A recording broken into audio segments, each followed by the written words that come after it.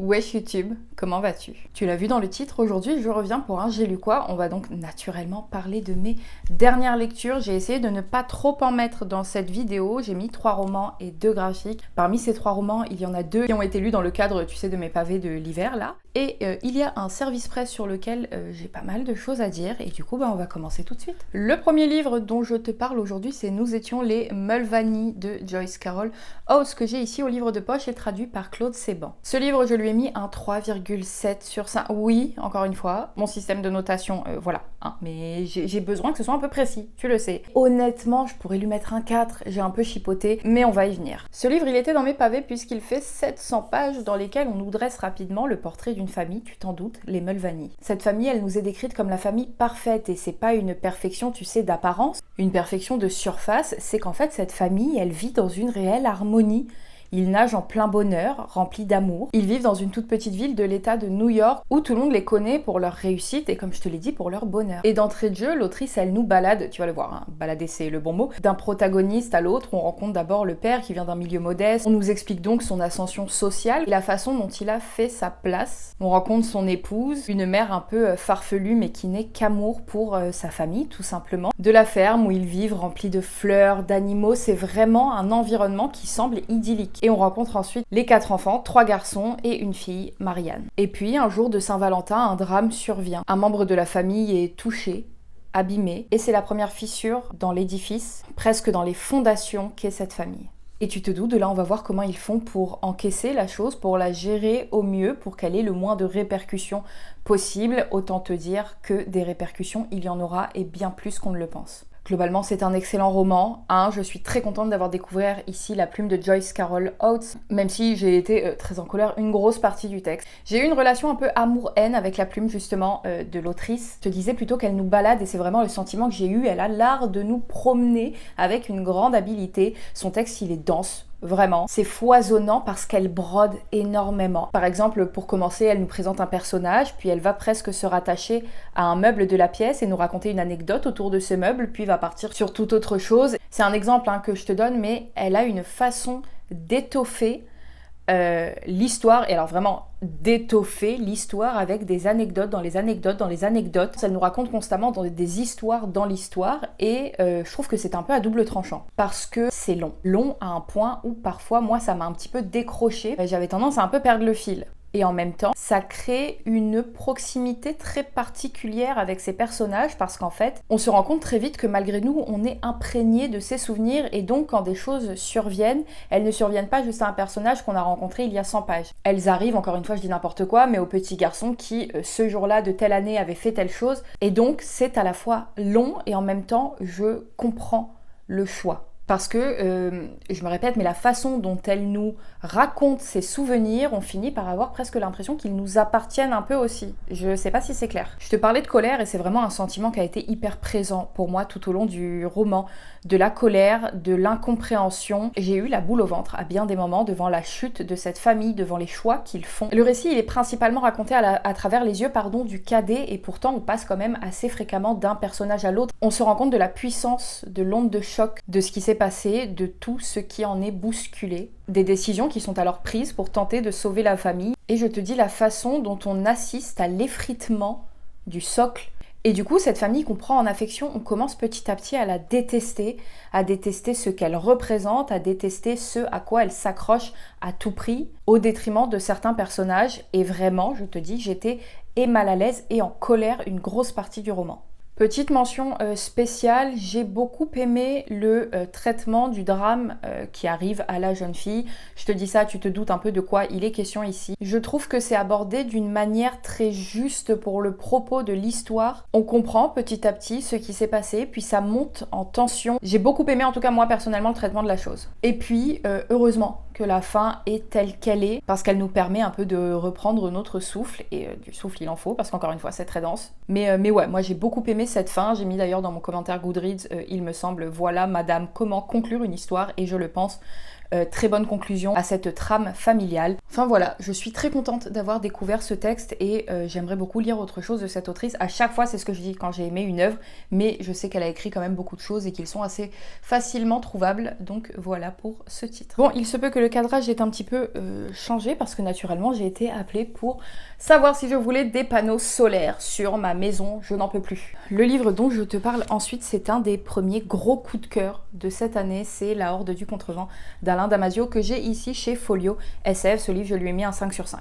On est toujours dans mes pavés parce qu'on est sur, pareil, 700 pages il me semble, 700 tout pile. Et alors, encore une fois, comment parler de ce genre de livre ? Je vais essayer déjà de te poser un petit peu le contexte. Ce qu'on appelle la Horde, c'est un groupe d'élite qui est sélectionné pour certains membres depuis la petite enfance, puis formé à des rôles bien précis chacun pour faire partie, donc comme je te disais, de cette Horde qui a pour but de partir à la recherche, à la conquête, presque j'ai envie de dire, du vent originel. Cette terre, elle est balayée par les vents, alors ils avancent à pied pour tenter de rejoindre l'extrême amont et comprendre qu'est-ce qui est à l'origine de ces vents. Ce livre, il est clairement de ceux qui ne ménagent pas leur lectorat. On te prend pas par la main, on te balance dans un univers dont tu ne sais quasiment rien. Le livre commence page 700 pour remonter jusqu'à la page 0. On a avec un petit guide, une petite aide, parce que c'est là que ça devient un petit peu complexe. Chaque membre de la Horde a un symbole qui lui est attribué et on sait donc qui est en train de s'exprimer en fonction du symbole qui est au début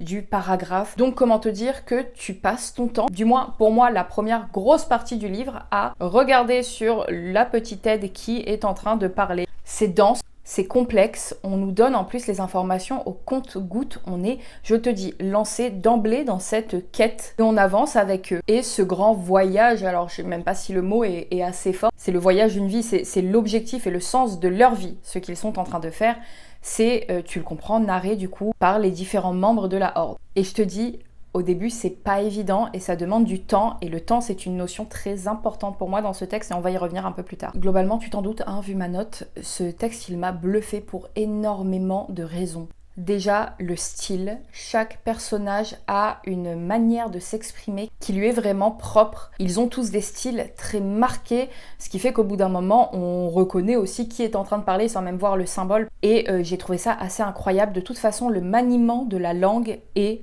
bluffant. L'utilisation des mots est juste folle, que ce soit dans les descriptions, que ce soit dans les pensées ou les questionnements auxquels on peut avoir accès. Il y a certains personnages dont le langage est absolument sublime. Je pense principalement aux scribes et aux troubadours qui ont une façon de raconter les choses et alors principalement le vent, les descriptions du vent sont à tomber, vraiment. Et à côté de ça, t'as d'autres personnages dont le langage est hyper cru, mais tellement travailler, c'est d'une précision redoutable. Le niveau d'écriture est impressionnant. La place de l'écriture, de toute façon, de l'expression du langage est hyper importante au sein du roman. Ne serait-ce que de par l'importance, déjà par exemple, du scribe dans la Horde, la façon d'écrire le vent. Non mais c'est incroyable. Vraiment, vraiment, je suis sur le cul. Pardon, mais c'est le cas. Caracol, le troubadour, pareil. Il a des envolées lyriques qui sont juste folles et alors à un moment, il y a une joute verbale parce que les mots et leur maniement devient à des moments une arme. Et cette partie de la joute verbale, si tu l'as lu, vraiment, mais extraordinaire. Au-delà de ça, j'aime la manière dont on nous apporte les informations. Je trouve que c'est très finement fait. Je te dis, on nous jette là-dedans. On comprend pas au début réellement ce que c'est que cette horde. On le comprend au fur et à mesure à travers, comme je te disais, les pensées, les interrogations de nos personnages. J'ai adoré la manière dont on nous explique à un moment les différents rôles au sein de cette horde où en fait c'est présenté par le troubadour à un public et nous on assiste à ça comme si on faisait partie du public. C'est un texte qui est subtil, intelligent, excessivement bien construit. Vraiment, tu l'as compris, de toute façon, je suis bluffée. Je te parlais de la notion de temps et j'ai envie brièvement de revenir dessus. C'est quelque chose qui, de toute façon, m'intéresse énormément. Je t'en avais brièvement parlé ici, mais j'avais même fait mon mémoire aux Beaux-Arts sur l'idée du temps qui passe. Et ici, j'ai été servie. Il y a quelque chose dans cette lecture de frénétique, de pressé et de pressant. On est d'ailleurs sous pression. Purée, vraiment, une répétition, là, on est à fond dedans. Parce qu'on a envie de savoir comme eux, on a envie de comprendre, on a envie que ça avance plus vite. Et eux aussi ont envie d'avancer plus vite. Et pour autant, tout est lent. Parce que ils avancent à pied, pas après pas. Ça prend un temps monstre. Il est question à chaque fois de plusieurs semaines pour parcourir certaines distances et il pourrait user de certaines avancées technologiques pour aller plus vite, mais non. J'ai l'impression que Le temps et le fait de vivre ce temps-là fait partie intégrante de la quête. Ils sont contraints d'accepter cette lenteur et nous, on l'est aussi parce que la densité du texte, la complexité à des moments, des propos qui sont traités, nous contraignent eux aussi à une certaine lenteur. C'est un livre et qui se dévore et dans lequel on avance, encore une fois, lentement. Et j'ai adoré ça, j'ai adoré le fait qu'on soit obligé avec eux d'accueillir la route, de comprendre l'importance du chemin. J'ai été bouleversée par ce texte, j'ai pleuré à des moments, parce que cette lenteur et le temps qu'on y passe, elle accroît forcément l'affection qu'on a pour certains membres de la Horde, pour la Horde comme entité en elle-même. Il y a une portée bien plus grande à ce livre et je pense que je le relirai un jour parce qu'il y a des choses dont je n'ai pas dû saisir l'importance, justement. C'est une œuvre absolument passionnante que j'aurai plaisir à relire et à étudier plus profondément après cette première rencontre, je dirais purement dans la découverte et l'émotion, quoi. Mais voilà, c'est le genre de livre que tu refermes, mais là, encore une fois, il te faut du temps pour digérer, pour encaisser ce qu'il vient de se passer. J'ai été bouleversée, retournée, complètement soufflée par ces vents et par ce texte tout court. C'est une très grosse claque de ce début d'année. Ensuite, j'ai eu la chance, grâce aux éditions La Talente, de pouvoir découvrir une de leurs récentes parutions. Ce texte, c'est La dernière tentation de Judas de Philippe Battaglia. Et ce livre, c'est quelque chose. Si tu me suis sur Instagram, tu as vu que je t'en ai brièvement parlé dans un réel et je vais reprendre vite fait ce que je t'avais dit. Dedans, il a fallu que j'apprivoise ce texte. Parce que d'entrée de jeu, j'ai été un petit peu sceptique. Il a une construction qui est très singulière, mais on va y revenir, parce que finalement j'ai beaucoup aimé ça. Au début, je te dis, j'ai été un peu sceptique, je comprenais pas vraiment où on allait. Et autant je suis sensible au fait qu'on bouscule les choses, au fait qu'on remette en question. Je trouve d'ailleurs que la remise en question, elle est primordiale sur plein de points. Autant, moi, quand il est question de juste choquer pour choquer ou brusquer, oui, juste pour brusquer, vraiment, je comprends pas ça. Et là, j'ai eu un peu peur au début qu'on soit dans ce rapport-là, et en fait, pas du tout. Oui, Philippe Battaglia, il casse les codes, oui, il bouscule. Et moi, au final, j'ai beaucoup aimé cette proposition que j'ai trouvée vraiment plus subtile que ce que je ne pensais de prime abord. Et pour moi, la force du texte, c'est que j'ai presque pas eu le temps de me dire « oulala, où est-ce qu'on va ?» Pente glissante, un peu, qu'en fait, Philippe Battaglia m'avait embarqué avec lui. Et ça, vraiment, il nous entraîne, je trouve, très rapidement et très facilement dans son intrigue.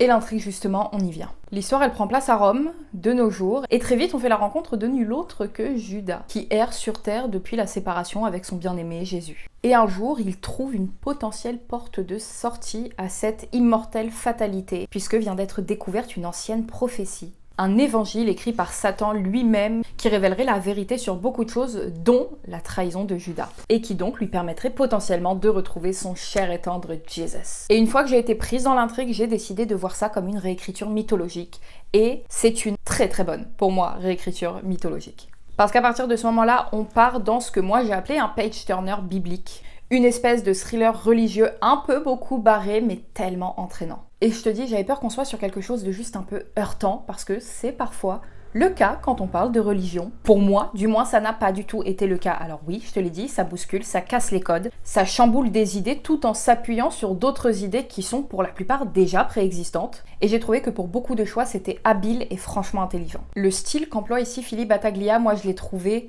assez abrupt. Quand j'avais vu le pitch de l'éditeur, il était question de quelque chose de punk, c'est tout à fait le cas. Et ça fonctionne tellement bien, je me suis surprise à sourire plusieurs fois. On parlait du style et là aussi c'est foisonnant. On sent que l'auteur, il déborde d'idées. Si tu aimes l'action, là, il y en a, on ne s'ennuie pas. Ça part dans tous les sens et à la fin, ça arrive à se rejoindre et ça a du sens. Et c'est ça que j'ai trouvé vraiment habile parce que à quelques moments du texte, bien que je prenais beaucoup de plaisir, vraiment, le plaisir y était. Ça partait vraiment un peu dans tous les sens et je me disais, oula, pour moi, personnellement, c'est peut-être un poil too much parce que je crois que je suis un peu en train de me paumer. J'ai beaucoup aimé le découpage et le morcellement du texte que je trouve hyper efficace. On a des citations au début de chapitre de différents horizons, mais quand je te dis différents horizons, c'est qu'on part de livres sacrés pour citer Terry Pratchett ou encore Rick et Morty. On voit ce qui se passe en parallèle de l'intrigue principale, à des moments on suit plusieurs personnages à des endroits différents, on a des bribes de ce qui est en train de se passer sur la planète pendant le déroulement de notre intrigue. Et il y a toute une partie à la fin où il y a des espèces de coupures de presse et de journaux qui nous sont balancés, qui sont hyper justes. Vraiment, je te dis, j'ai souri à plusieurs moments.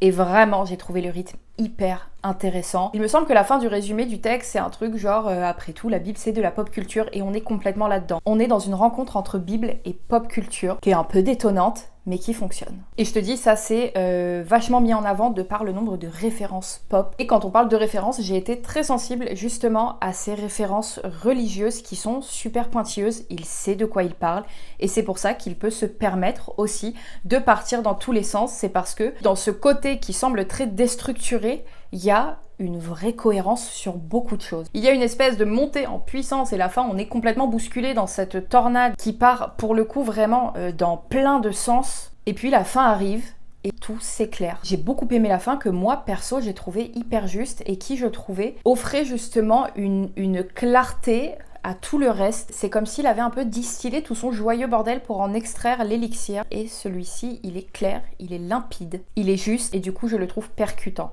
Il y a beaucoup de sujets de société en plus qui nous sont balancés. On sent que c'est un texte qui est engagé sur beaucoup de choses. Par exemple, j'ai adoré le personnage qui au début fait partie de ceux qui m'ont un peu bousculé, de Marie de Magdala, que je trouve mais vraiment super juste. Je te dis, il y a beaucoup d'idées, peut-être un poil trop pour moi, mais en même temps, je pense que ça se veut un peu bordélique. Ça permet de mettre d'autant plus en lumière la clarté de la fin du texte. Enfin bref, je pense que tu l'as compris, j'ai adoré me confronter à cette lecture, à cet ovni. Et en tout cas, je suivrai l'actualité de Philippe Battaglia parce que je suis bien curieuse de lire autre chose de lui. Pour clôturer cette vidéo, on va rapidement parler de 2 graphiques. J'ai enfin lu Le Dieu vagabond de Fabrizio Dori, édité chez Sarbacane. On rencontre ici Eustace, qui est le dernier de sa lignée divine et qui erre un peu sur Terre. Là, il est dans les champs et il fume, et voilà. Et un jour, il découvre que d'autres divinités ont survécu et grâce à une mission que lui donne Hécate, il va peut-être pouvoir retrouver sa vie d'avant. Et donc, ni une ni deux, il part à l'aventure. Graphiquement, c'est